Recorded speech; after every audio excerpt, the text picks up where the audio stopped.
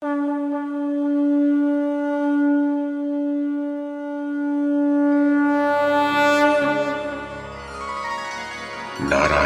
नमस्कृत्य नरं चैव नरोत्तमं देवीं सरस्वतीं व्यासं ततो जयमुदीरयेत्।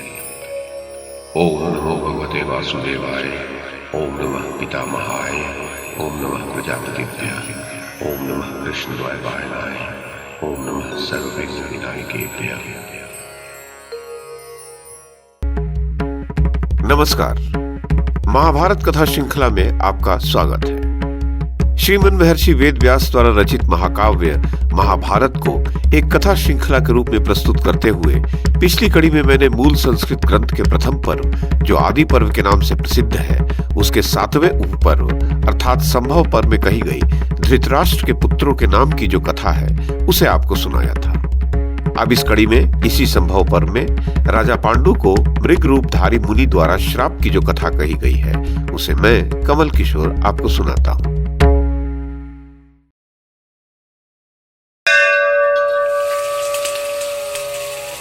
जनमेजय ने कहा, भगवान, आपने धृतराष्ट्र के पुत्रों के जन्म का उत्तम प्रसंग सुनाया। आपने यद्यपि यह मनुष्यों के जन्म का वृत्तांत बताया है, तथापि यह दूसरे मनुष्यों में कभी नहीं देखा गया। ब्राह्मण, अब पांडवों के जन्म का वर्णन कीजिए। आपने अंशावतरण के प्रसंग में उन्हें देवताओं का अंश बताया था। वैशंपायन जी बोले, जनमेजय, एक समय राजा पांडु मृगों और सर्पों से सेवित विशाल वन में विचर रहे थे। उन्होंने मृगों के एक यूथपति को देखा जो मृगी के साथ मैथुन कर रहा था। उसे देखते ही राजा पांडु ने 5 सुंदर एवं सुनहरे पंखों से युक्त तीखे तथा शीघ्रगामी बाणों द्वारा उस मृगी और मृग को भी बींध डाला।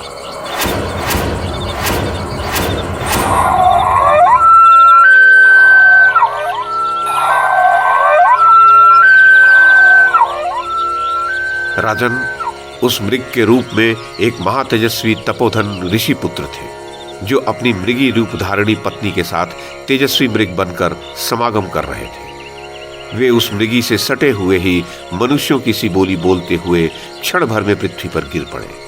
उनकी इंद्रियां व्याकुल हो गईं और वे विलाप करने लगे। मृग रूपधारी मुनि ने कहा, राजन, जो मनुष्य काम और क्रोध से घिरे हुए बुद्धि शून्य तथा पापों में संलग्न रहने वाले हैं, वे भी ऐसे क्रूरतापूर्ण कर्म को त्याग देते हैं। बुद्धि प्रारब्ध को नहीं ग्रसती, नहीं लांघ सकती है, उल्टे प्रारब्ध बुद्धि को अपना ग्रास बना लेता है, भ्रष्ट कर देता है। प्रारब्ध से प्राप्त होने वाले पदार्थों को बुद्धिमान पुरुष भी जान नहीं पाता। भारत, सदा धर्म में मन लगाने वाले क्षत्रियों के प्रधान कुल में तुम्हारा जन्म हुआ है, तो भी काम और लोभ के वशीभूत होकर तुम्हारी बुद्धि धर्म से कैसे विचलित हुई? पांडु बोले, शत्रुओं के वध में राजाओं की जैसी वृत्ति बताई गई है, वैसी ही मृगों के वध में भी मानी गई है। अतः मृग, तुम्हें मोहवश मेरी निंदा नहीं करनी चाहिए। प्रकट या अप्रकट रूप से मृगों का वध हमारे लिए अभीष्ट है, वह राजाओं के लिए धर्म है, फिर तुम उसकी निंदा कैसे करते हो? महर्षि अगस्त्य एक सत्र में दीक्षित थे, तब उन्होंने भी मृगया की थी। सभी देवताओं के हित के लिए उन्होंने सत्र में विघ्न डालने वाले पशुओं को महान वन से खदेड़ दिया था। अगस्त ऋषि के उक्त हिंसा कर्म के अनुसार मुझ क्षत्रिय के लिए तो तुम्हारा वध करना उचित ही है। मैं प्रमाण सिद्ध धर्म के अनुकूल आचरण करता हूँ, तो भी तुम मेरी निंदा करते हो, क्यों? मृग ने कहा, मनुष्य अपने शत्रुओं पर भी विशेषतः जब वे संकट काल में हो बाण नहीं छोड़ते। संग्राम आदि में ही शत्रुओं के वध की प्रशंसा की जाती है।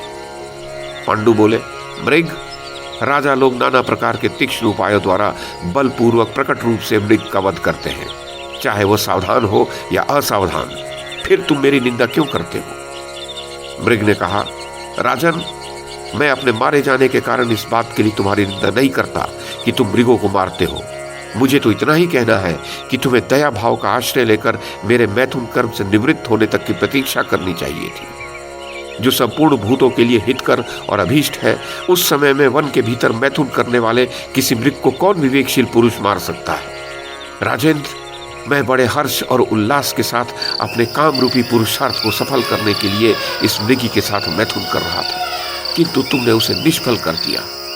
क्लेश रहित कर्म करने वाले कुरुवंशियों के कुल में जन्म लेकर तुमने जो यह कार्य किया है, यह तुम्हारे अनुरूप नहीं है। अत्यंत कठोरतापूर्ण कर्म संपूर्ण लोकों में निंदित है। वह स्वर्ग और यश को हानि पहुंचाने वाला है। इसके सिवा वह महान पाप कृत्य है। तुम स्त्री भोगों के विशेषज्ञ तथा शास्त्रीय धर्म एवं अर्थ के तत्व को जानने वाले हो। तुम्हें ऐसा नरकप्रद पाप कार्य नहीं करना चाहिए था। तुम्हारा कर्तव्य तो यह है कि धर्म, अर्थ और काम से हीन जो पापाचारी मनुष्य कठोरतापूर्ण कर्म करने वाले हो उन्हें दंड दो। मैं तो फल मूल का आहार करने वाला एक मुनि हूँ और मृग का रूप धारण करके शम दम के पालन में तत्पर हो सदा जंगलों में ही निवास करता हूँ। मुझ निरपराध को मारकर तुम्हें क्या लाभ हुआ? तुमने मेरी हत्या की है, अतः प्रतिकार स्वरूप मैं तुम्हें श्राप देता हूँ। तुमने मैथुन धर्म में आसक्त 2 स्त्री पुरुषों का निष्ठुरता पूर्वक वध किया है। तुम अजितेंद्रिय एवं काम से मोहित हो, अतः इसी प्रकार मैथुन में आसक्त होने पर जीवन का अंत करने वाली मृत्यु निश्चय ही तुम पर आक्रमण करेगी। मेरा नाम किंदम है। मैं तपस्या में संलग्न रहने वाला मुनि हूँ, अतः मनुष्यों में मानव शरीर से यह काम करने में मुझे लज्जा का अनुभव हो रहा था। इसी कारण से मृग बनकर अपनी मृगी के साथ मैथुन कर रहा था। मैं प्रायः इसी रूप में मृगों के साथ घने वन में विचरता रहता हूँ। तुम्हें मुझे मारने से ब्रह्म हत्या तो नहीं लगेगी, क्योंकि तुम ये बात नहीं जानते थे कि यह मुनि है।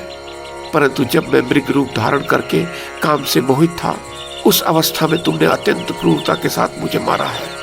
अतः मूढ़, तुम्हें अपने इस कर्म का ऐसा ही फल अवश्य मिलेगा।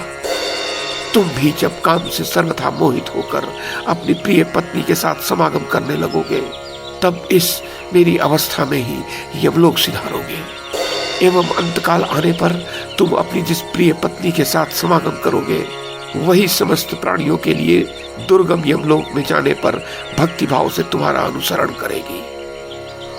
मैं सुख में मग्न था, तथापि तुमने जिस प्रकार मुझे दुख में डाल दिया, उसी प्रकार तुम भी जब प्रेयसी पत्नी के संयोग सुख का अनुभव करोगे, उसी समय तुम्हारे ऊपर दुख टूटेगा। आह आह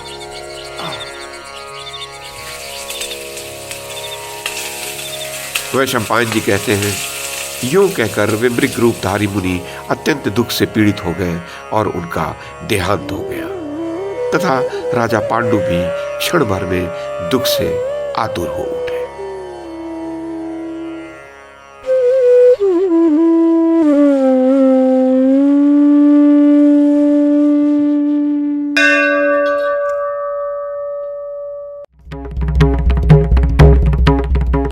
तो ये थी आदि पर्व के 7वें उपपर्व अर्थात संभव पर्व में कही गई राजा पांडु को मृग रूपधारी मुनि द्वारा श्राप की कथा। इस कड़ी में बस इतना ही।